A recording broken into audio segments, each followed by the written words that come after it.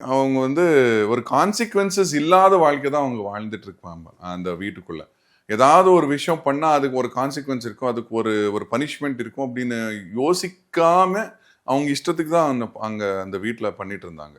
And அந்த மைக்க மறைச்சு பேசினது பல வாட்டி நான் சொல்லியிருக்கேன், சாண்ட்ரா சொல்லியிருக்காங்க, எல்லாரும் சொல்லியிருக்காங்க. ஆனா அவங்க கேர் பண்ண மாரியே தெரியல. அவங்களுக்கு அவங்களுக்கு இது தோணுது, அவங்க பண்ணிடுறாங்க.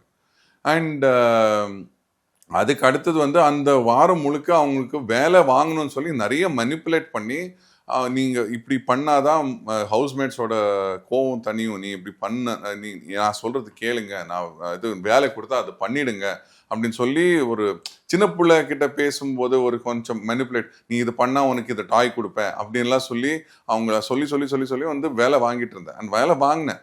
அந்த வாரம் முழுக்க வெசல் வாஷிங்ல, பாத்ரூம்ல, ஹவுஸ் கிளீனிங்ல, குக்கிங் டீம்ல யாருமே கம்ப்ளைண்ட் சொல்லல, இவங்க வேலை செய்யல அப்படின்னு. அத்தனைக்கும் மத்த துறை மத்த இது லைக் ஹவுஸ்மேட்ஸ் யாருமே எதுவும் பண்ணல. ஹவுஸ்மேட்ஸ் வந்து வெசல் வாஷிங் டீம்ல இருந்தவங்க விலகிட்டாங்க. அப்புறம் பாத்ரூம் கிளீன்ல இருந்தவங்க அவங்களும் விலகிட்டாங்க. அந்த மாதிரி ஒரு 3 நாள் அவங்க 2 பேர் மட்டும் தான் வேலை செஞ்சிருக்காங்க. ஏன்னா நான் சொன்னேன் அப்படிங்கிறது காரணத்துக்காக. ஓகே. அதையும் வந்து வீக்கெண்ட்ல அவ எந்த வேலையும் செய்யல அப்படின்னு சொல்றாங்க. அது எதை பேஸ் பண்ணி அது சொல்றாங்கன்னு எனக்கு தெரியல.